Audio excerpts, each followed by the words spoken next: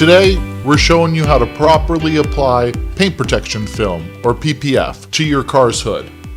Start by washing the hood thoroughly and drying it completely. Next, use a computer program to cut the exact PPF pattern for your specific vehicle. Spray the hood with the proper PPF solution. Carefully lay the film onto the hood. It's best to have at least 2 people for this process. Spray as needed and refit the PPF so every section of the hood is covered. Use a squeegee to remove all air pockets. This can be time-consuming, but it's absolutely essential. If you find an air pocket, lift the PPF, release the air, and reapply it. Continue removing all air pockets, checking and rechecking the hood, applying more solution if needed.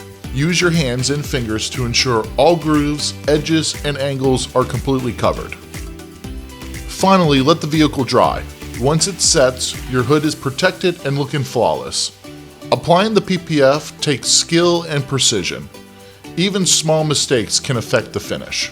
Uniseal's trained team have applied PPF to countless makes and models, giving us the experience and the tools to deliver a flawless installation that protects your paint and keeps your vehicle looking its best. Call us today for a free, no obligation quote or visit us online at unisealusa.com.